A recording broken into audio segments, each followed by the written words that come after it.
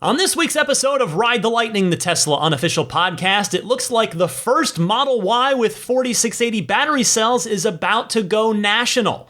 Plus, your Tesla is about to get a new productivity app, Tesla sets its sights on making its charging port the national standard, and more.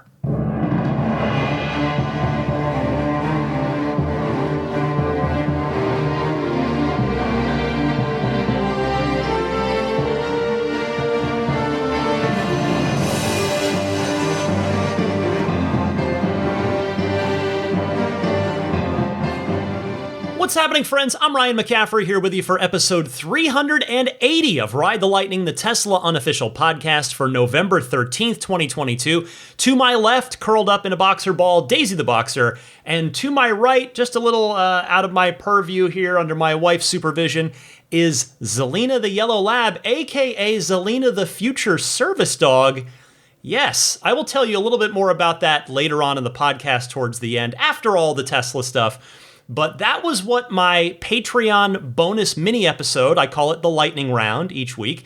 That's what the episode was about this week, was about our new puppy and Canine Companions, the organization that we're volunteering with to raise her. So if you're interested in hearing that full spiel, plus the other 21 weekly lightning round episodes that are now in the back catalog, you can support me on Patreon at patreon.com/Tesla podcast. And it's the ludicrous tier, the $10 per month tier or higher, that gets you access to all of those weekly bonus mini episodes, along with early access to each week's regular episode. Hey, real quick, a little thing that I forgot to mention on last week's episode when I was talking about the Peterson Museum exhibit.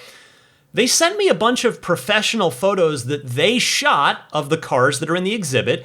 And by the way, side note, some of them are pretty beat up. If you take a close look at the pictures, these cars did not just get used for display. They got put out into the service, and some of them got beat up.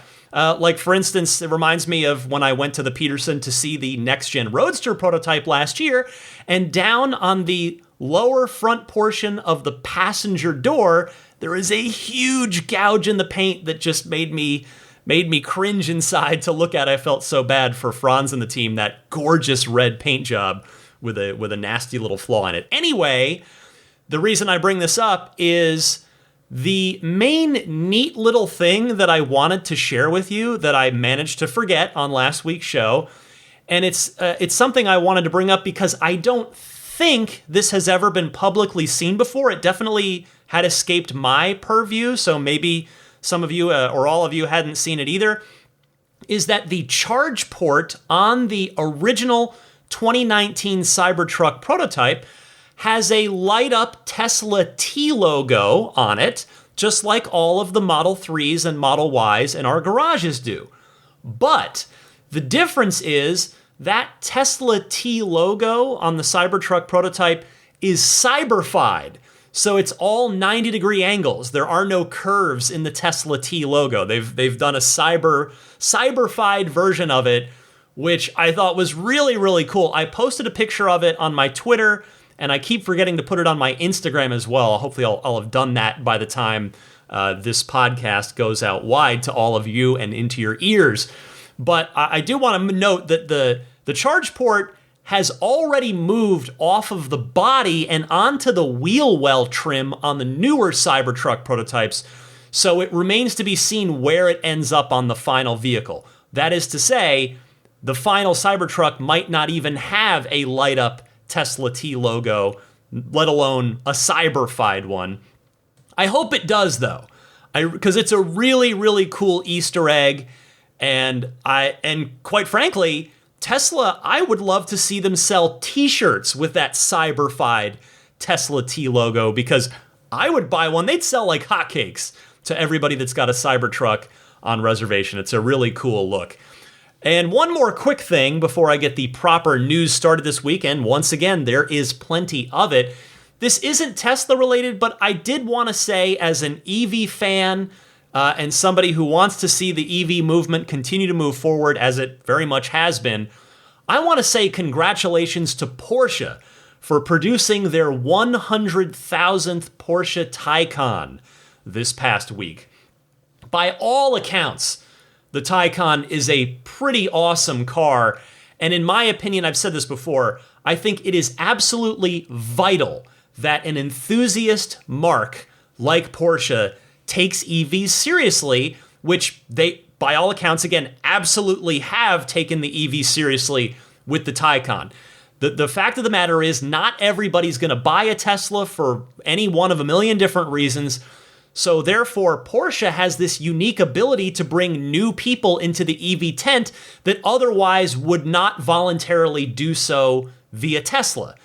I've never driven any Porsche, let alone the Taycan. I would love to drive one someday, but certainly its reputation as a great driver's car precedes it. And from everything I've ever heard or read about the Taycan specifically, it's much deserved. So congrats to Porsche on that nice milestone. All right, let's talk Tesla. That's what we're here for after all. Plenty to tell you about this week, starting with an admission of wrongness on my part. It looks like I was dead wrong on last week's podcast when I was giving my take on the standard range all-wheel drive Model Y out of Texas. And hey, if you've been listening a long time, you know that when I'm wrong, I do my best to own it. So here we go. The story I saw first reported on Teslarati, who writes, Tesla is preparing to offer a new Model Y trim for 2023 with a standard range all-wheel drive configuration and 4680 battery cells, that just landed approval from the EPA, aka the Environmental Protection Agency. The EPA has now added Tesla's Model Y certificates of conformity for 2023 models to its database, and instead of just receiving approval for the two configurations it already sells, the long range and the performance, Tesla received 3 certifications of conformity for the Model Y. The EPA approved the long range all-wheel drive, the Model Y performance all-wheel drive, and now a new trim, which it lists as Model Y all-wheel drive. Tesla applied for approval of the 3 Model Y configurations on September 30th and received certificates of conformity on October 19th, according to EPA documents. Specific range ratings for this trim have not yet been released by the agency. And so, there you have it. It very, very, very much appears that the standard range all-wheel drive Model Y, which will officially be known as simply the Model Y, really, just like the standard range Model 3 is now simply just the base Model 3. But the Model Y all-wheel drive, 95+% chance here, is going to go on the menu. And for now, here's why it's notable, of course. It is the one and only way that you can guarantee that you get a car with the 4680 battery cells and the structural battery pack. Now, that said, as I mentioned last week, in my opinion, it is a bit of a steep price to pay, as it's only $3,000 less than the long range, despite having 50 less miles of range, 50 fewer miles of range. Now, on the plus side, at least it should qualify as a 2023. It should qualify for the full Inflation Reduction Act federal tax credit/rebate, which would get its base price down to $55,500 before any options that you might want to add. I decided to make this the subject of this week's Patreon poll, which again, you can vote on every week. I've been trying to put those polls up for everyone. You don't need to be a Patreon backer to vote.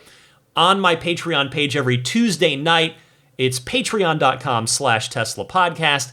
And so this week, simply, I said, Model Y buyers, would you consider the standard range all-wheel drive Model Y? And the answer, the votes, 119 votes, 81% going with no. 18% yes, 2% undecided.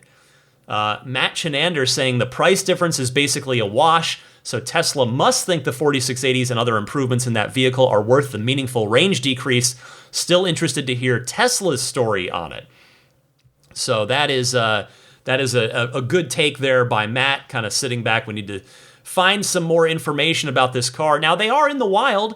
I met an owner at TeslaCon Florida that had taken delivery of one of those Model Ys. I apologize if you're listening right now, sir.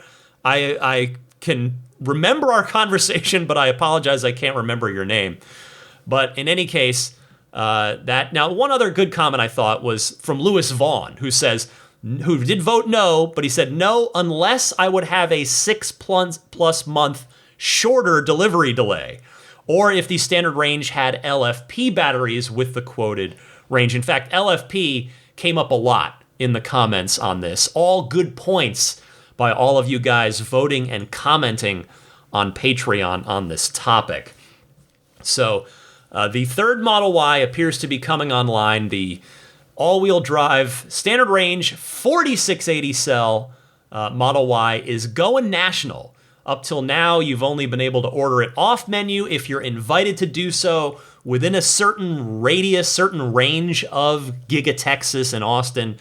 But it looks like in the not too distant future, perhaps January 1st, perhaps just sometime randomly in Q1, perhaps even sooner than that, it's going to go on the design studio for anyone in North America to purchase. So if you are interested in that car, keep your eye out for it because it looks like it will be available very, very soon. Also coming soon to your Tesla, Zoom.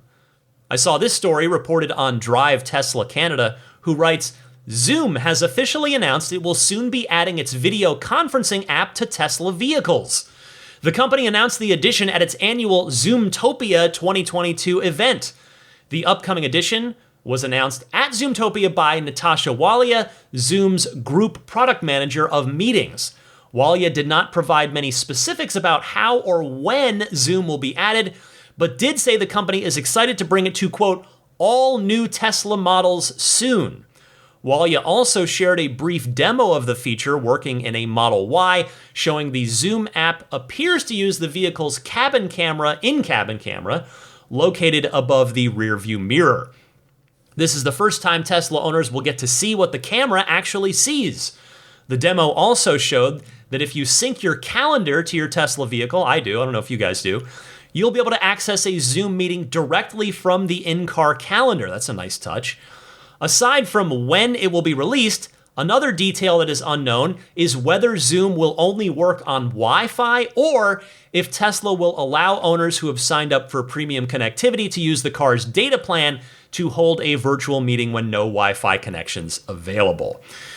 Well, let me answer your first question right away, and that is, this appears to only work when the car is in park, which is not at all surprising. Honestly, I would think, I'm not a lawyer, but I would think that if Zoom allowed the app to work in a moving vehicle, it could potentially open them up to some sort of liability in the event of someone getting into an accident while using Zoom in the car through the official app.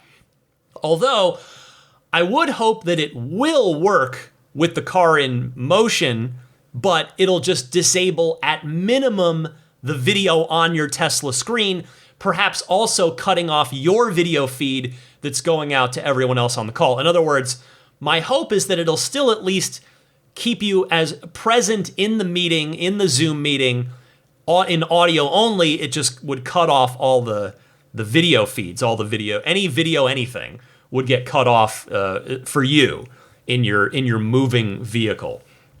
But we'll see. Now, to respond to Drive Tesla Canada's own speculation about how and who will be able to access this, personally, I'd be surprised if this didn't work over cellular for anybody that's paying for premium connectivity in their Tesla. Because this is exactly the kind of thing that premium connectivity should be paying for, are these kind of additional apps that add extra functionality, optional extra functionality to your car. Also, before I move on to the next topic, I want to note, I really hope that this opens up other potential ways for end users, aka us, to utilize the in-cabin camera. Now, the first thing that comes to mind for me when I think about that would be being able to view that in-cabin camera remotely from the Tesla app while my car is in dog mode. Let me check in on my puppy. You know what else would be cool? You tell me.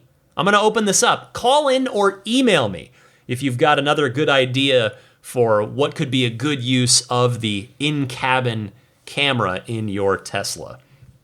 Next up this week, Tesla is taking aim at having their charging port become the national standard here in the United States.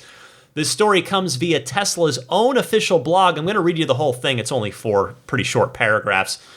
They are rather succinct about this. They say, with more than a decade of use and 20 billion EV charging miles to its name, the Tesla charging connector is the most proven in North America, offering AC charging and up to 1 megawatt of DC charging in one slim package.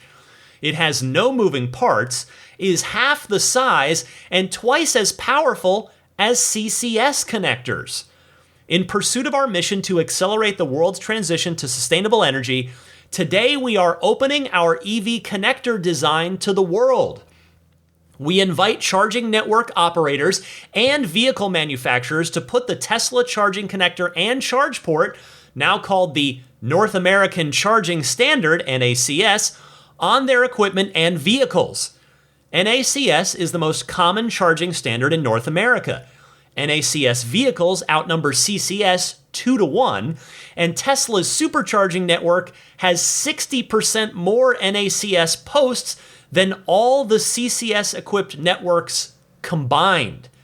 Network operators already have plans in motion to incorporate NACS at their chargers, so Tesla owners can look forward to charging at other networks without adapters. Similarly, we look forward to future electric vehicles incorporating the NACS design and charging at Tesla's North American supercharging and destination charging networks. As a purely electrical and mechanical interface agnostic to use case and communication protocol, NACS is straightforward to adopt. The design and specification files are available for download, and there is a link to them right there. And we are actively working with relevant standards bodies to codify Tesla's charging connector as a public standard. Enjoy. Well, this is definitely big news. Big news here. I hope it's not a bit too late for Tesla. Yes, you heard the statistics. But CCS has started to entrench itself as the universal fast charging standard here in the United States. I suspect, though, it's not too late, personally, for part of the reason being, you just heard Tesla give the stats. Although I will say I am of the opinion that I think Tesla had to make this move now or never. It was now or never, specifically because the rest of the industry is finally starting to bring viable EVs to market. Now, no single one of them, one of the other companies, is producing in any great numbers as of yet, but collectively, it has moved the needle enough. There are now enough CCS charging vehicles out there in the United States, in North America, where we are finally past that elusive tipping point that I had talked about several shows back. So my question is, first, will other automakers actually take Tesla up on this? I think there's a case to be made both ways. On the pessimistic side, quite frankly, we've seen the reaction to Tesla over the years from the competition. The competition has trash-talked Tesla and dismissed them at every turn over the last 10 years. And as Tesla started nibbling at their lunch, when the Model 3 came out, the Model S actually started the nibbling, then the Model X did some nibbling, and then, well, the Model 3 came around and started scarfing down the competition's lunch. So I could see the hubris of these companies perhaps preventing them from adopting the Tesla standard. Pure ego. And yes, I know that might sound crazy to say when you're talking about a multi-billion-dollar business like automotive, but I say it with some confidence. I don't say it with any joy, by the way, but I say it with some confidence in the fact that I think it is legitimately possible, because we've seen that hubris wielded against Tesla. We've seen it come out over the last 10 years. Just like over the last couple of years, very recently, Ford's own communications director spends what in my opinion would be an unhealthy amount of his time trash talking Tesla on Twitter. Now I get maybe he's just trying to drum up, he's trying to kind of be a PR guy. You got to get attention, but my point still stands that whatever his reasons, whatever his motivations, the fact is the competition has spent a lot of time naysaying Tesla, actively trash talking Tesla, dismissing Tesla. And so I don't think the hubris being a reasonable possibility for a reasonable chance of why this standard might not get applied outside of Tesla's walls, it's something we have to acknowledge. Now, on the optimistic side, Tesla has what no one else has, and that's a huge supercharger network. That is going to be a big and hopefully irresistible lure to get those other car companies on board with the Tesla standard. By the way, a little confident of Tesla, shall we say, to change the name of their charge port to be the North American charging standard, not the Tesla connector. They're actually calling it the North American charging standard. And it's not a fake it till you make it thing. Again, they've got the numbers to back it up. I like the confidence there in Tesla's part in making that name change.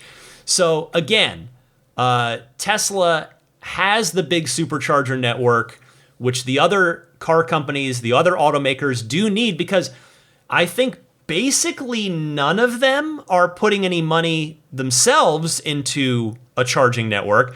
There's the Volkswagen Group, which by virtue of Dieselgate penalty has had to commit a lot of money to the Electrify America network.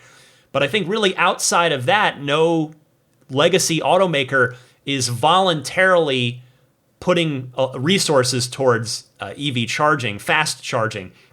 That may have changed. Now, again, I may very well be wrong about that. That may hopefully be starting to change. I do know Rivian has started to do some installing of their own chargers out like in national parks, but I did specifically say legacy automakers for a reason, because the startups, the EV startups like Rivian, like Lucid, they're not the problem here in terms of trying to get EVs to be more widely adopted. It's those legacy automakers.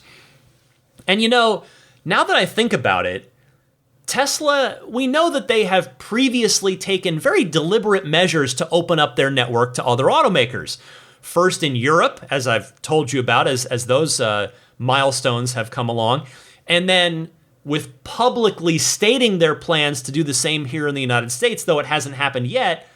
And so I say that to say out loud to myself and for all of you to hear, I probably should have seen this coming, that Tesla would take the next step and open up their own charging standard to other automakers to kind of capitalize on the fact that they are going to be opening the supercharger network to other automakers as well.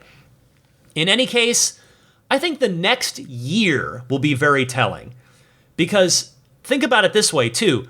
Tesla's not going to stop building superchargers. And those superchargers, not only will there be more of them, but they're only going to continue to get faster. We know that V4 superchargers are on the way. And I would hazard a guess that I feel pretty confident about in saying that Tesla will be expanding their lead in the fast charging department, not simply maintaining it. Yes, other chargers, Electrify America, other networks are growing, but are they growing faster than Tesla is growing the supercharger network? I admit I don't have the data in front of me to give you a guaranteed yes or no answer, but I would be willing to bet lunch that the answer is no. They are not growing their networks faster than Tesla is growing the supercharger network. So we'll see who the first competitor is who will swallow their pride and go ahead and utilize Tesla's North American charging standard. And I think what would be likely to happen before that, we'll see which of the fast charging providers I mean, yes, I mentioned Electrify America. I don't know if they'll start. I hope so. But you've got other companies out there like EVgo, ChargePoint, and some of these other ones. We'll see which of those charging networks, the third-party charging networks, bites first on including that North American charging standard, that NACS port, on their charging stalls. Next up this week, let's go to Europe, where the Model 3 has topped the European efficiency test. This story comes via Teslarati. They write, the comparison completed by Green NCAP, a European car assessment organization, included the Tesla Model 3, the Renault, I don't know how to say this, Megane, M-E-G-A-N-E. I know Renault is French, so is it Megane? If I'm wrong, I'm sorry, but I'm going to go with that. The Renault Megane E-Tech and the Neo ET7.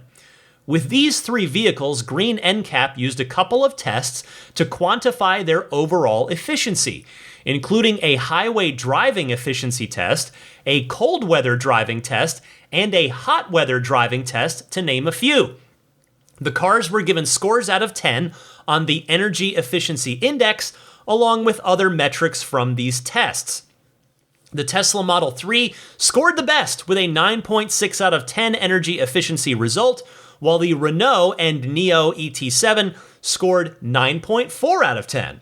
Researchers primarily believe that Tesla's success was due to the vehicle's superior aerodynamics and smaller frontal area. However, all the vehicles tested suffered in the cold weather test, dramatically increasing energy use by 72% in the case of the Tesla, and the Neo and the Neo, 72% there as well, and 78% for the Renault. So, what do we have here? Well, another award for the trophy case over at Tesla. I'll tell you, they're going to have to put up another sprung tent structure to house all of the awards that the four Teslas have won so far. And in case you're curious, by the way, the Green NCAP, that is an official European Union government thing. That is not just some random company or random third party. So this is a pretty legit and thus fairly significant honor here. But anyway, what we know is efficiency is what Tesla's always been really good at. Not that others are bad. I mean, the numbers for the competition on this were good, but Tesla's been at it for longer. I mean, that's the bottom line. That's certainly, it doesn't hurt. It helps. So it's really no surprise that they're beating the competition in that particular category. Now, as for the HVAC system, that's just physics. Gas-powered cars also suffer in their case, gas mileage hit, aka lower efficiency, when they use their HVAC system too. But Tesla has already shown that they're willing to take a first principles approach to solving that problem as well, evidenced by the Octovalve. And by the way, friend of the podcast and manufacturing expert Sandy Monroe has previously commented on exactly how smart the Octovalve is, and spoiler alert, he says it's pretty darn smart. Side note about Mr. Monroe, by the way, he was one of my fellow speakers back at TeslaCon Florida a few weeks ago, and unlike my talk, and actually unlike all the other talks, the format with Sandy was an interview. So Nick, who is the president of the Tesla Owners Florida Club and also the organizer of the event, he very kindly asked me to help him interview Sandy, and that interview that Nick and I did is now on the Tesla Owners Florida YouTube page. I will put a link to it in the show description this week if you're interested and going to watch/listen to that. Now, next up, speaking of the Model 3, Tesla has updated the Model 3 taillights in North America to add amber turn signals and a bit more. Tesla has updated the taillight design of the Model 3 Performance more than two. This, by the way, is also from Drive Tesla Canada. So it's the Model 3 Performance specifically here, more than 2 years after making the same changes to the Model Y. Unfortunately, the change only impacts the Model 3 Performance built at Fremont after October 24th, according to an internal email obtained by Drive Tesla. There was no mention if the change will make its way to the other Model 3 variants, but as with other changes, we fully expect this to happen in the future. The biggest and most important update is to the turn signal. Until now, the turn signal in the Model 3 taillights was red, the same color as the brake lights. With the updated design, the turn signal is now amber, making it much clearer to a nearby motorist that you are planning on turning. Studies have shown there is up to a 28% decrease in the likelihood of a collision with amber turn signals versus red ones. Along with the turn signals, Tesla says the outer C-shaped portion of the taillights now illuminates brighter when braking activity occurs, i.e. if you press the brake pedal manually or if regen braking happens. One final change is that the red portion of the taillights is a brighter shade of red when the taillights are off.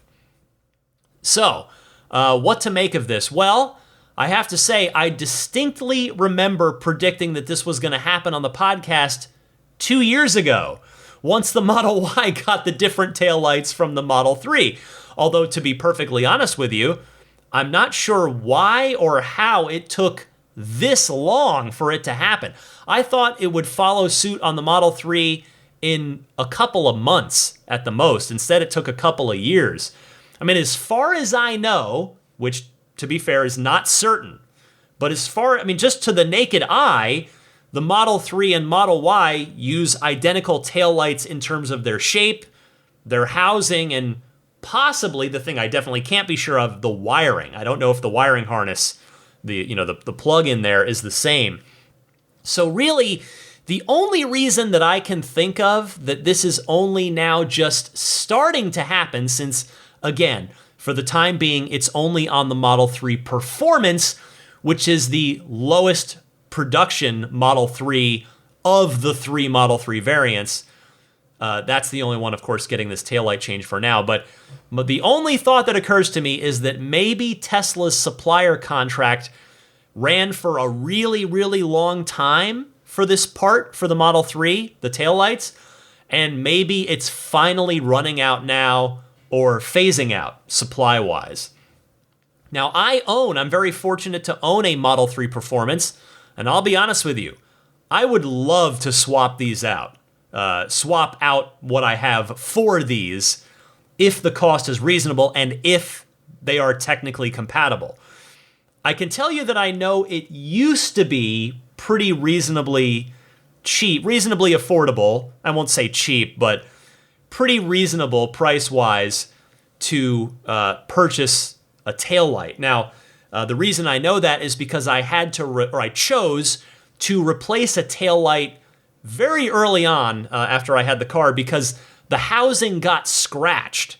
And if I remember correctly, I should have thought to check my PDF, my service record before I got on the podcast here. But as I do vividly remember that it was a surprisingly low number. Like I just was braced for, it's a car part. It's just going to be astronomically expensive. And, out of warranty, anything's going to be crazy, crazy expensive. But no, as I recall, it was in the neighborhood of $100. Now, granted, there are 4 of those pieces total that you'd have to buy. You've got 2 on the left, 2 on the right, the 2 inner and 2 outer pieces. So, it could be $400 or $500 if you did want to actually just go to a service center and purchase these taillights to swap into your Model 3, but it may be possible. And it is going to be possible if that wiring harness is the same.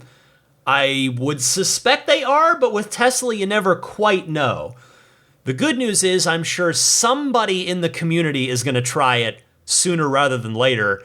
And when that happens, not if, when that happens, I will let you know what those results are. I've got 2 more stories for you this week. The first of those is this. Tesla's Giga Shanghai has broken its own production record for the 3rd month in a row. Going back to Drive Tesla Canada, who was on it this week.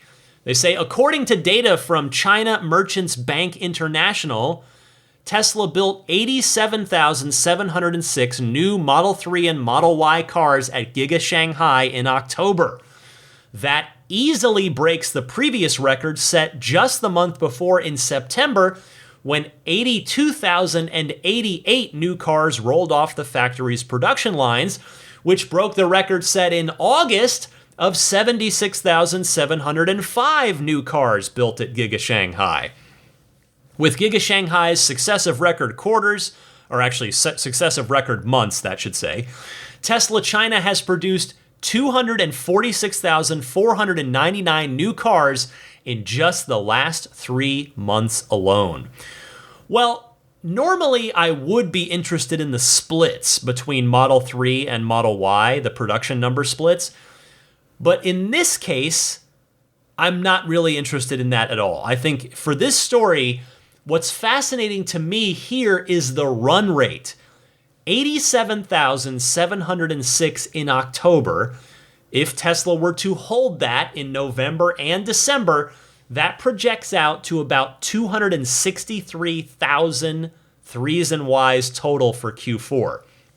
For a little bit of context on that 263,000 and change would be not just more, but way more cars just out of Giga Shanghai in Q4 than all of Tesla produced a year and a half ago back in Q3 of 2021. That quarter saw production of just under 238,000 cars, which at that time was across two factories, Fremont and Shanghai.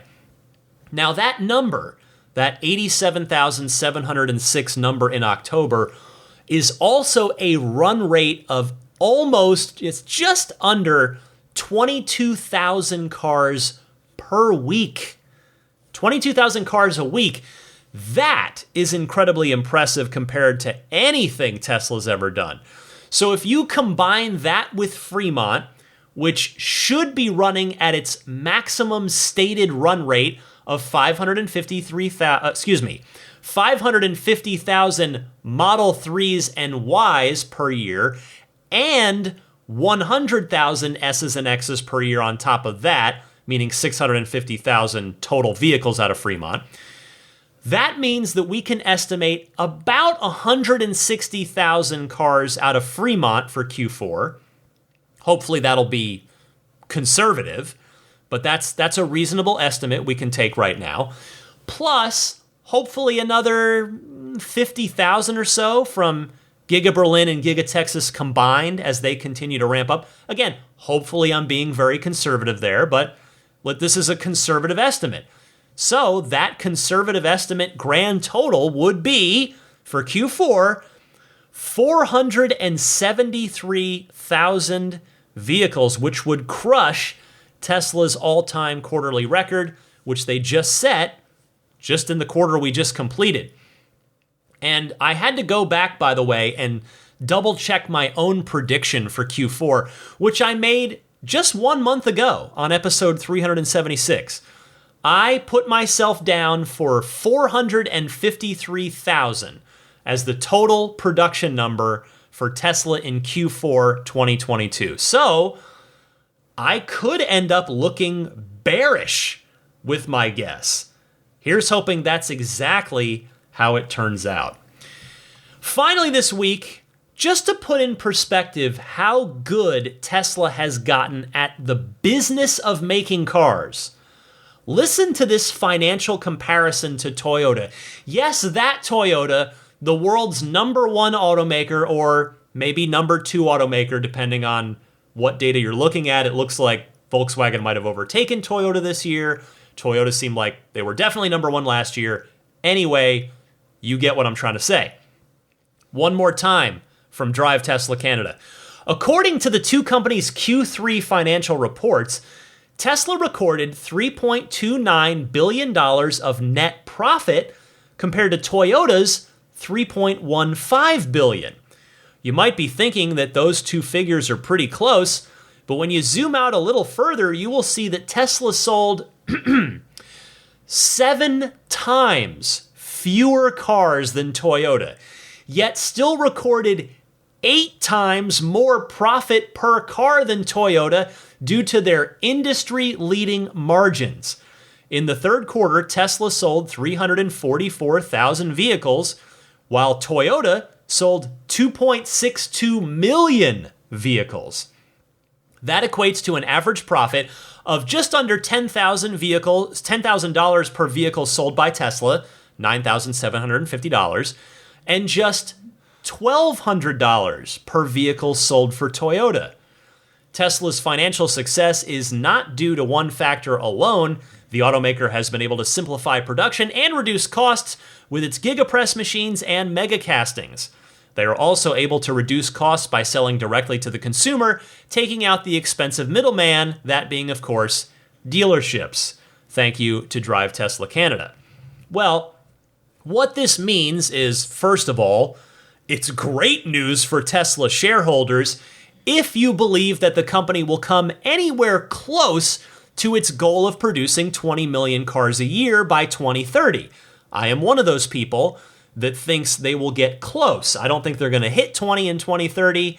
I have said I think even if they only, quote unquote, only get to 10 million a year in 2030, obviously they're going to be sitting pretty based on what you just heard. But as I said, so in even that pessimistic scenario, and I'm putting some heavy air quotes on pessimistic, 10 million vehicles per year from Tesla by 2030, Tesla will be printing money. And by the way, they won't just be printing it in 2030, but 2031 and every year after. Tesla essentially gets to reap the crop that it has sowed, and it will get to do so for many years to come. I mean, you can never totally predict the future, but Tesla will be very well positioned for the foreseeable future. I mean, they already are, of course, as Tesla's been profitable for, at this point, a couple years in a row. Like, at least, it's got to be at least 8 quarters in a row, if not more.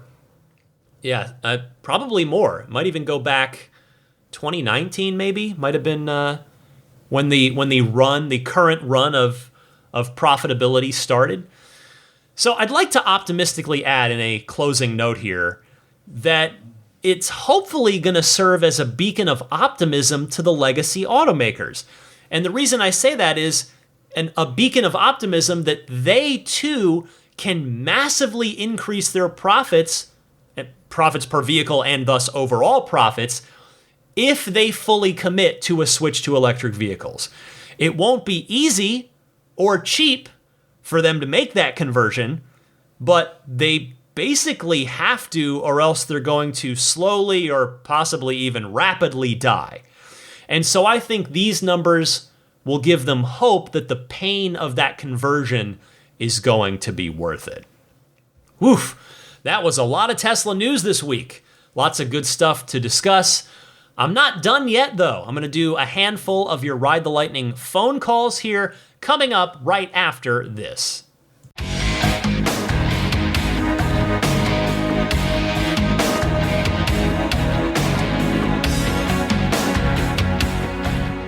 Before I get to your calls in the Ride the Lightning hotline, let me remind you real quick about that discount that's happening now with AccelerateAuto.com and their X-Care extended warranties for EVs.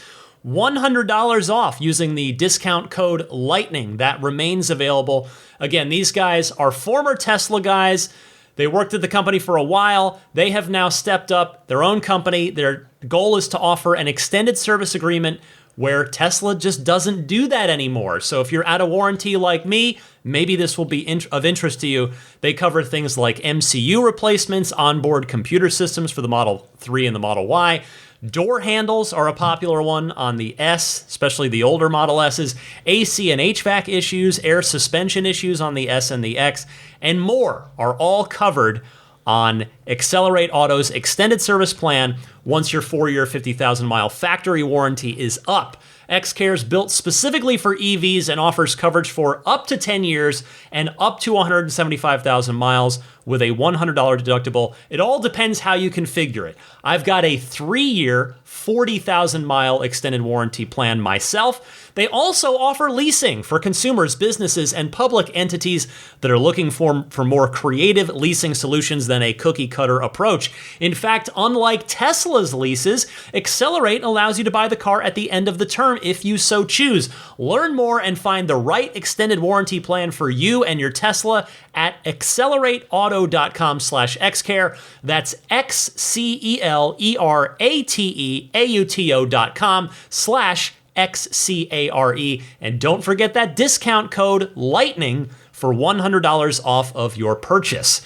All right, time for the Ride the Lightning Hotline. Your calls here. Your chance to be featured on the podcast. If you would like to send in a phone call, there are two easy ways to do it. Either use your smartphone's built-in voice recording software, record your question. Please try to keep it to 90 seconds or less so that I can get to as many people each week as possible, and then email that file to me at teslapodcast@gmail.com. Alternatively, you can call and just leave a message on the Ride the Lightning Hotline. It's a toll-free number you can dial anytime you want. That number is 1-888-989-8752. Again, that's 1-888-989-TSLA. And if you know someone special with an upcoming birthday, anniversary, graduation, or some other special occasion, you can give them a unique gift of recorded voices from friends and family telling them why they're special. The recordings can be podcasted or put onto a keepsake. Visit lifeonrecord.com to learn more. Let's kick it off this week with David T. from Syracuse, New York. Hey, Ryan. This is David T. calling from Syracuse, New York. Longtime listener, major fan. I do have a Model Y. Shower thought here. While you were going back to your shower thought comment, I was thinking, when it rains and we forget to put our windows up, I'm not an expert at this, but that software or hardware that's built into the windshield that makes the wipers occur. If there was somehow maybe a sensor, or maybe they could somehow install this in the seat, I don't know. But I was just curious, how would it be how cool would it be if when it was pouring rain and maybe our windows are down, if there was some sort of sensor that detected on the windows to put the windows up if you forget to put your window, so you don't come back to a cold or a cold, wet car. I'm a big golfer, long-time golfer. So, there are times where I forget to put my windows up, and I know first world problems, right? But how cool would that be? Thanks, Ryan. Have a wonderful day. Say hi to that awesome dog, Daisy of yours. Bye-bye. David, I will happily give Daisy a pet for you. And guess what? Your idea is one that Elon has commented on before. Back on May 29th, Twitter user and Tesla owner Brandon E916 asked that same question, to which Elon replied, "Sure." As such, we can be reasonably confident that this is on the software team's to-do list. What we don't know is how high or low on that list that it is. It could be months, it could be a few years away, but the good news is the odds are strong that we will get this feature eventually. Thanks, David, for calling in. Next up, Bill from Switzerland, who has seen one of the new Tesla paint colors from Giga Berlin. Hey Ryan, this is Bill from Switzerland. Hope you're doing well. Yesterday, I was attending the press opening of the Auto Zurich, which is the biggest car show in Switzerland since the Geneva Motor Show hasn't reopened after the pandemic. Anyway, there were over 52 brands showing their latest models, and of course, I was also visiting the Tesla booth. And to my positive surprise, they had a Model Y Performance on display in the new color Quicksilver. This car was delivered just 2 days earlier from the factory in Grünheide, and besides the new color, it was also missing the ultrasonic sensors, which gives it a very clean look. Now, the booth of Tesla was at the very back of the hall, so the lighting wasn't super great, but the new silver is a very vivid color, and I could just imagine how nice it would look in proper sunlight.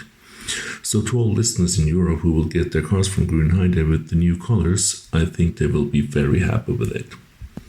So that was it. Latest news from Europe. Take care, Ryan. Bye. Bill, thank you so much for calling in and sharing your first impressions of seeing Quicksilver in person with your own eyes. I recognize you said it was under maybe not the best of indoor lighting at the event, but I'm sure out on the road it is going to be something special. But still nice to know that in person it looks as good as it looked, and maybe even better than it looked in the pictures and videos that Tesla released. So I really appreciate you calling in, and I extend the same offer.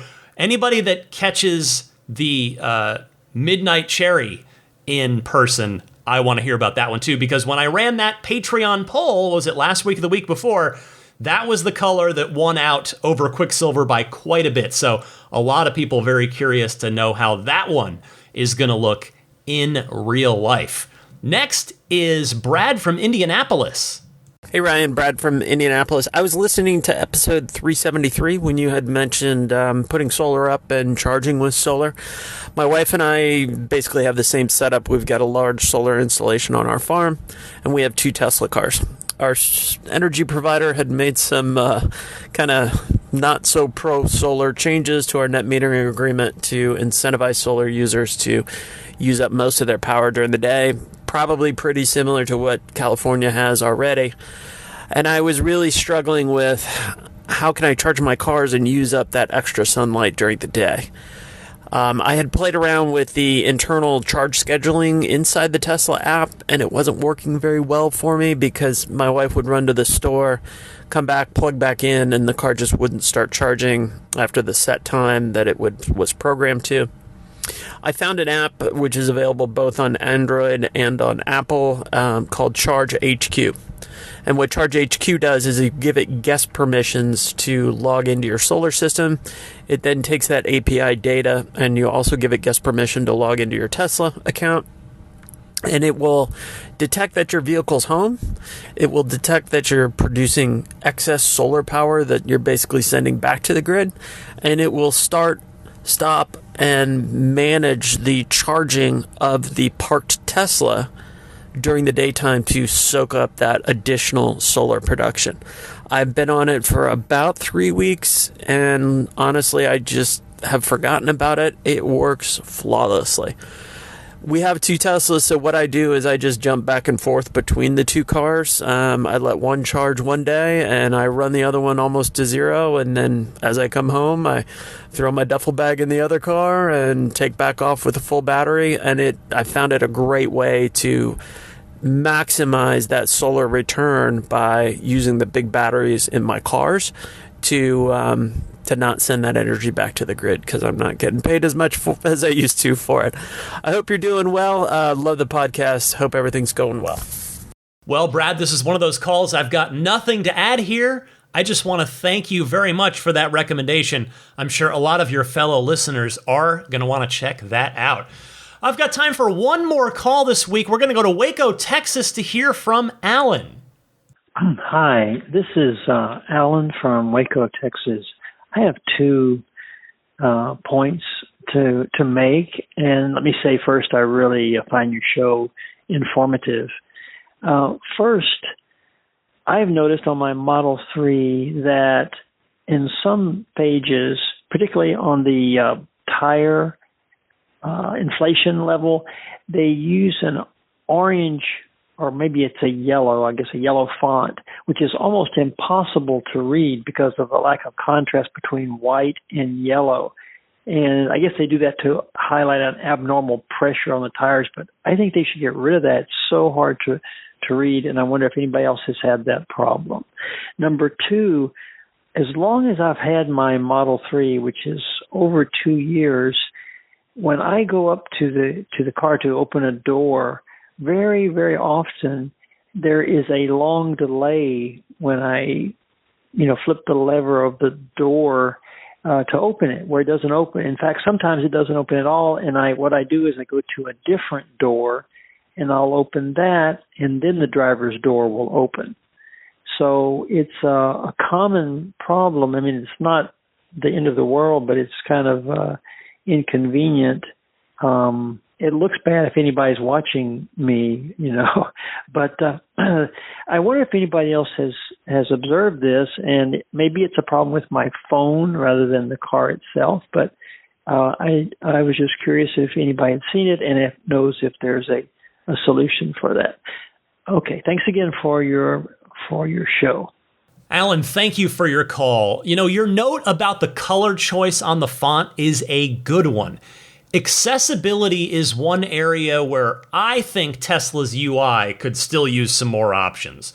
Like larger font sizes on the UI would be a great option, as would different colors to accommodate things like color blindness, etc.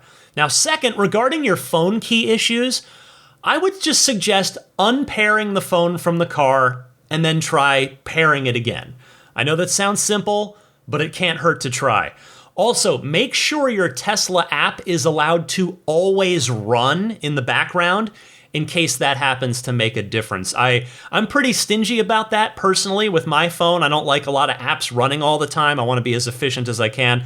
The Tesla app, I think, is the only app that I give permission to run all the time because it's one of my most vital apps. I want it to work instantly when I want it. So anyway, you could try that as well. I mean, historically with the Teslas, Android phones have been a bit more finicky than iPhones, but I thought that Tesla had pretty well solved this issue by now. So good luck, Alan, and thank you so much for calling in. Thanks to everybody that took the time to call in.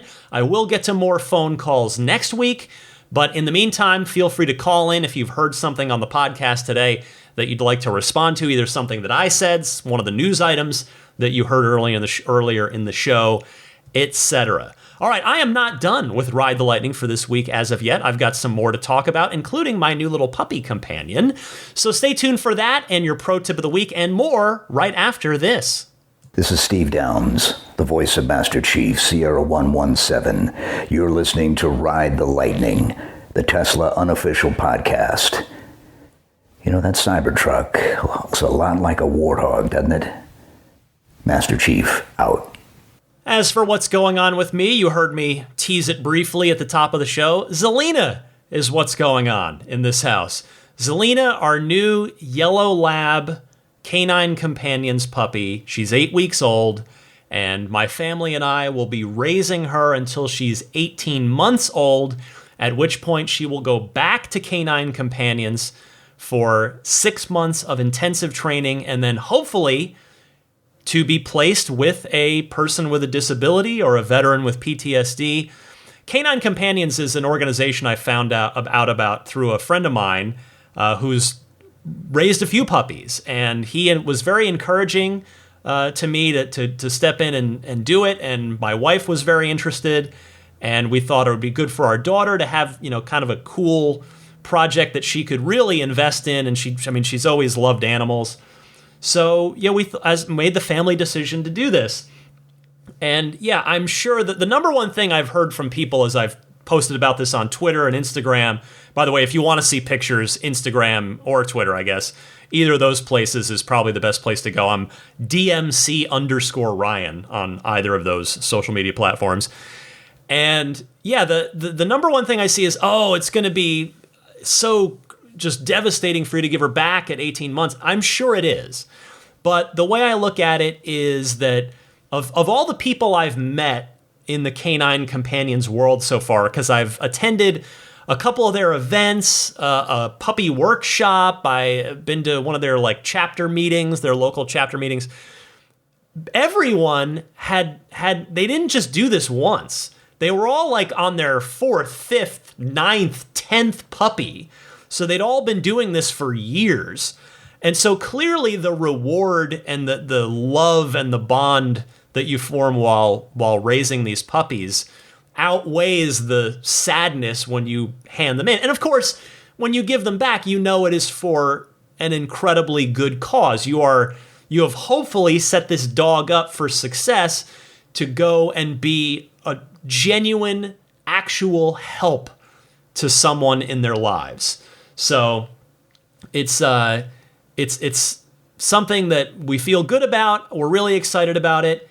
And yes, Zelina, we did not get to pick the name. So real quick, the volunteer breeders, because the people that breed the dogs are all volunteers as well. It's a nonprofit. So the service dogs, when they're given to people with disabilities, veterans with PTSD, it's free of charge.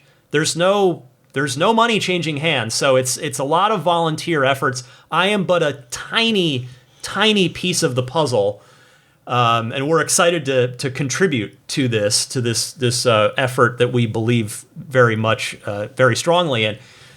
And so, the breeders choose the names, but even they don't get full say over the names of the puppies, because it's like the way they track hurricanes, where each new hurricane in the season starts with a different letter, and that's how the puppy litters work. So any litter that's born in the entire Canine Companions organization, which it is a nationwide organization, each one starts with the next letter. So I guess that's a way for them to kind of track like which puppies are which. So we got a Z litter, which must have been tough for the breeders, because Z is not the easiest one. But Zelina is her name, and we're on day 3 now as I record this. And I talked in much more detail about this on the Lightning Round Patreon bonus episode this week, which, if you're backing me on Patreon at that appropriate level, you can go hear the whole story. But yeah, so we've got a new canine, new doggo in the house, new puppy. And Daisy, if you're curious, I'm sure a lot of you are thinking, well, how's Daisy taking this? So I thought they would be instant friends, and Daisy, it's not that Daisy's having a problem, it's more that Daisy doesn't understand that this is a baby puppy, and that Daisy can't really play with her. Daisy's too big. So the first day was a little, she got a little too rough. The second day was a little better. Today's been a little better still, and I think Daisy's starting to figure out, okay, I need to just kind of let this puppy be for a bit, and in time they're going to get to play and be buddies. But so we're looking forward to it. If you're interested in learning more, you can go to canine.org. The word canine, not the letter K and the number 9 abbreviation you see on a police car, but CANINE, canine.org. You can learn more about what Canine Companions is all about. Maybe your family would be interested in doing this. All right. One other thing, back to Tesla, that's going on with me. I don't want to commit to this quite yet, but it's looking like I think I might try to do a Ride the Lightning listener meetup, like a group meetup at the Peterson Auto Museum in Los Angeles, because when I mentioned that I'm going to be down there on business coming up next month, several people reached out and was like, "Oh, I'd love to meet you and go, and when you go, and be fun to." So that's awesome. People are all very nice to reach out and want to do that. So I think maybe I'll try to make a not formal event, but like an informal little gathering out of it, and we can all do it. Go into the museum and enjoy the Tesla exhibit together. I will mention this again when I firm up my business travel plans, which I haven't done yet. But tentatively, just thinking about it, I'm thinking the morning of Friday, December 9th might be the time that works for me to do this. So as it gets closer and I lock things in, I'll let you know for anybody that might be interested in being a part of that and joining up and meeting up with me and your fellow Ride the Lightning listeners. Okie doke. I guess I'll give you an entertainment recommendation for this week, because it's a big week in the world of video games. God of War Ragnarok is out this week for PlayStation 4 and PlayStation 5. I'm playing it on PS5. I love the 2018 God of War, and this one so far is absolutely fantastic as well. IGN gave it a 10 out of 10, which is what the 2018 God of War got, and I'm really looking forward to diving into it. So this is definitely one of the biggest video games of the year that's out if you are a PS4 or PS5 owner. How about a pro tip of the week? It comes from Brad in Minnesota. Brad from Minnesota with a quick pro tip of the week, something that's been bothering me for about a year, and I finally figured it out. It's just a real little thing, actually. When I approach my Model 3, my locked Model 3, it doesn't always automatically unlock as quickly as I would like it to, because my phone's position is in my back pocket or in my coat pocket, and my car hasn't read it yet. So I've inevitably been pressing the handle in to pull it. It's locked, letting go, pressing the handle again, moving my body around to try to get the Bluetooth to connect. I realized that once you press in the handle, you can grasp the door handle itself. You don't have to keep pushing and pulling. You just have to grasp it, and then once the phone reads, it'll just automatically unlock. You don't have to keep on pressing the handle, which is really helpful in cold weather. I know it's getting warmer, but anyway, that is a tip that might help some people. Take care. Bye-bye. Thanks for this, Brad. I'm curious what phone you've got where this is an issue. I've had 2 different phones over the course of my 4 years of Model 3 ownership so far. I had an iPhone 10 when I first got the car, and now I have a 12 Pro Max. And it's very rare for me that I have to try the handle more than once. It does happen from time to time, to be clear, but I wonder if, like I was telling the caller earlier in the show, you might want to try repairing your phone with the car to see if you can make your unlock on approach a little bit more reliable. Regardless, though, this is a good tip for when that situation does arise. Thank you very much for this call. And if anybody else out there has a pro tip of the week that you'd like to share with me and your fellow listeners, please send it in the same way that you send in the regular Ride the Lightning phone calls. All right, that about wraps it up, but before I go, let me mention some friends of the podcast, including AbstractOcean.com, makers of so many fine aftermarket accessories. In fact, I'm going to just jump on there real quick because I have not looked in a while. So I know a lot of you have a Model Y, so let's just take a look. Model Y, we've got center caps for the wheel covers that have a red Tesla T logo. Maybe you want to grab those. They're $16. Grab those, throw those on the car, a little pop of color on your wheels maybe. There's a Model 3 and Model Y screen mount for the rear passengers, which will hold an iPad, stuff like that.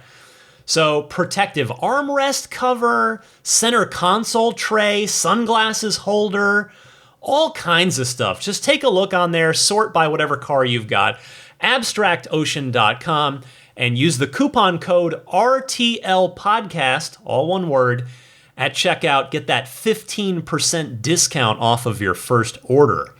The snap plate, meanwhile, is available at everyamp.com/RTL. That is the front license plate bracket that's nice. It's minimalist. It snaps on and off in seconds. It doesn't stick to anything. It doesn't interfere with anything.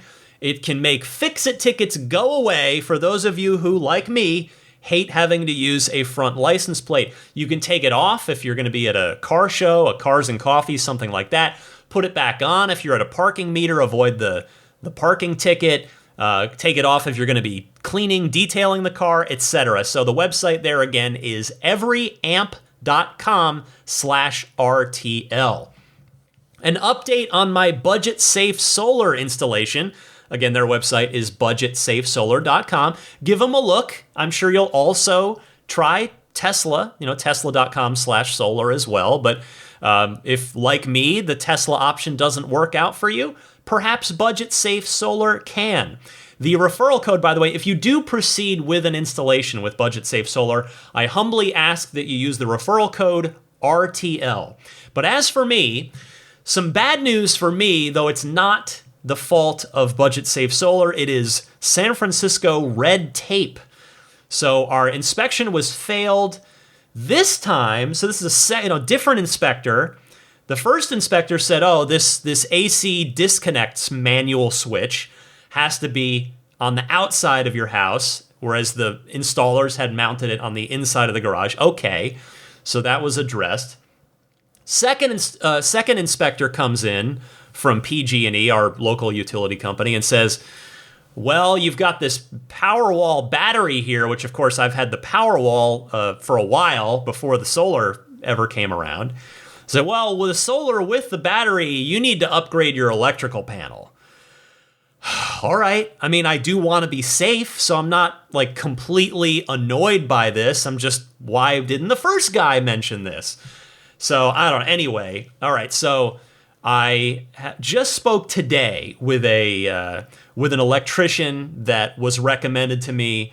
So I'm in the early stages now of upgrading my panel, and then hopefully I will be able to get signed off and get this solar turned on and start utilizing the power of the sun to fuel my car and power my house. Again, though, budgetsafesolar.com if you want to check them out. Immaculate Reflections, Their website is irdetailing.com.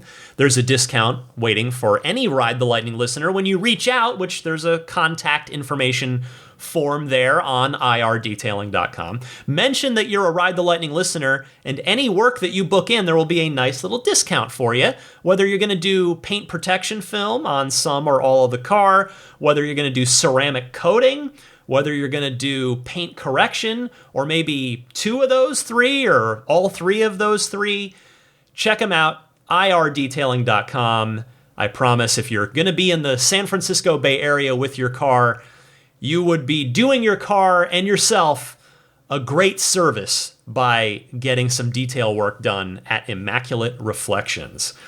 How about puretesla.com/RTL? Your one-stop shop for your dash cam and Sentry mode needs. Free shipping anywhere in the US, $49 for the 128 gigabyte kit. It is a micro SD based solution, which is just proven to be more reliable for the constant reading and writing that the dash cam and Sentry mode needs. So I do recommend this product. I use this product, puretesla.com/RTL. There's also a 256 gigabyte option for $69. And then they, as a nice little bonus, if you're interested, they have a kit, a slimline wireless game controller kit. If you do play a lot of the games that are available in your Tesla in your car, these nice, like low profile, sort of Super Nintendo inspired controllers will not take up a lot of space in your either center console or your glove box. So you can grab that as well from puretesla.com/RTL. Finally, just real quick, because I've already mentioned it, I think, a couple times this week, but my Patreon. So Patreon is the primary way through which you can support my efforts with this podcast if you so choose. It's a voluntary thing. The podcast will always be free. It will always come out every Sunday at 9 a.m. Eastern, 6 a.m. Pacific. But if you do see it in your heart to show me some support on Patreon, I would be humbled and appreciative for that. I do put a lot of work into this podcast every week, a lot of time, love, energy, research, all that goes into Ride the Lightning each and every week. You can learn more on my Patreon page, which is found at patreon.com/Tesla Podcast. You can either do the traditional monthly support, and you'll get whatever reward tier is at the tier you're supporting at. So the base $5 a month tier will get you early access to each week's episode, in addition to the fact that you will be very kindly and generously supporting my podcast efforts here. Then there's that $10 a month $10 a month tier, I should say, that gets you the early access and the weekly lightning round bonus mini episodes. And it goes up from there. If you want to check that out, again, patreon.com/Tesla Podcast. Do subscribe to the podcast, though, however you're listening to it. Subscribing is free. That's just how subscribing on whatever your favorite podcast service is, so that each new episode is automatically pushed out to you rather than you having to remember, oh yeah, it's Sunday, I should go download the new Ride the Lightning. So you can subscribe on Apple Podcasts, on iTunes, on Google Podcasts, on Stitcher, TuneIn, Spotify. And by the way, the easiest way a listener keyed me into this, because I've told you about my frustrations with TuneIn.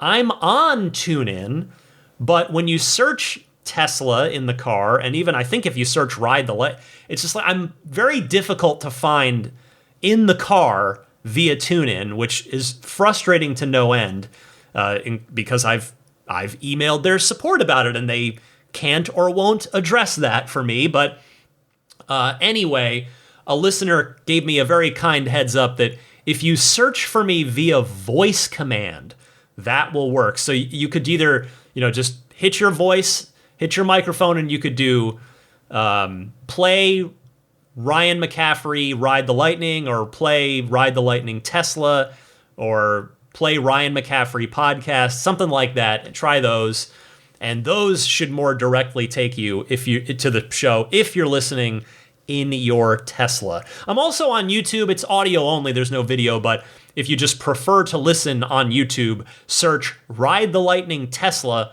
on YouTube and you'll find my channel. You can subscribe to the channel there, etc., etc. I mentioned earlier I'm on Twitter and Instagram with the same handle on both, DMC_Ryan. There are Zelina puppy pictures there, in addition to my usual, at least as far as Instagram goes, my usual Tesla content on that. And finally, let me mention the very generous Patreon backers, the ones at the highest tiers, the Plaid tier, Maximum Plaid tier, and Roadster in Space tier. I'll start with the Plaid crew. Thank you so much to George Cassiopo, David Brander, Logan Willis, Jason Chalukas, Tim Hyde, Peter Chalet, Eric Randolph, Dory and Steve Guberman, the Tesla owners of Taiwan, Ron Lee, Charlie Gillespie, David Perella, Dennis Peak, Jeff Angwin, Chase Cabanillas, the Lydia family, Aaron Altschul, Jared Brown, Jerome Strack, Jamie Dalton, the Tesla Owners East Bay Club, Mike and Barbara from Louisville, David J. Howes, Travis Krenzel, Matt Nixon, the Tesla Owners Club of Wisconsin, Jonathan Zalesny, Ish, not Elon Musk, T. Kirk Lowry, Peter, and the Bear Boys of Colorado. An extra big thanks goes out to the Maximum Plaid backers. They are Jonathan Wales, Cameron Clark, Daniel Grummer, Seth Capello, Nick and Tony, the Galpin family, Ryan from Las Vegas, Darren Nickel, Kaz Barnes, Ulrich Lassa, Brett Libano, Patrick Wisniewski, Gil Cabrera, Watley, Eric Brown, Mark Eversole, Todd Badger, Joe Edgel, Kevin Yank, the Tesla Owners Club of San Joaquin Valley, Michael Williams, Will Stedman, Mait Suaru, Derek Nesselrote, Justin Perez, Jeremy Harris, Chris Beach, Tom Mills, Alex Brem, Tyler Smith, Corey O'Donnell, Matthew Graham Dronberger, Scott Gillis, Aaron, John Cody, Andre Kent, Joel Sapp, Kim Bay, Paul Casarino, Richard Corley, Chris Osborne, KB, We Drive Tesla EV Luxury Car Rental in Oahu, HaloBengals.com, Chris Pratt, Ken Epstein, Doug Carey, and James Gregory. Finally, an extra big thanks to the Roadster in Space tier backers who get a one-on-one hangout with me each month if they choose to take it, in addition to the group hangout every month with the Maximum Plaid crew. So the Roadster in Space tier backers are Pete White, Lyle Austin, Steve Radspinner, Fernando Cordero, Lawton from Chicago, Sean Neidig, Neil Weaver, Jackson Wallace, Rolf and Jennifer Evers, Howard Anthony Smith, Victoria Iacovetto, Tesla Hitchhiker 42, who I'll be talking to tomorrow for our monthly one-on-one. I'm looking forward to that tomorrow as I record this, and Kara Weston. All right. I have a note down here from a couple weeks ago. Shout out to Sean Robinson. Stay strong on your quest to get your Tesla. You will get there. If you've listened to early episodes of this show, you know I waited and plotted and schemed and saved for several years before I finally got my car. You will get there, Sean. Stay strong on your Tesla dream. All right, for a snoozing Daisy the Boxer and a snoozing Zelina, the future service dog, I'm Ryan McCaffrey. This was Ride the Lightning episode 380. Stick with me. Happy electric motoring, and I'll see you next week.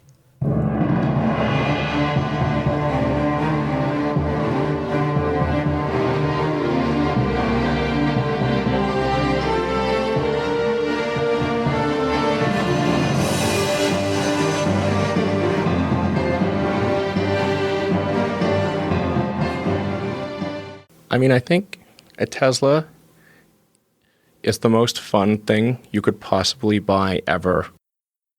That's what it's meant to be. Our goal is to make it's not exactly a car.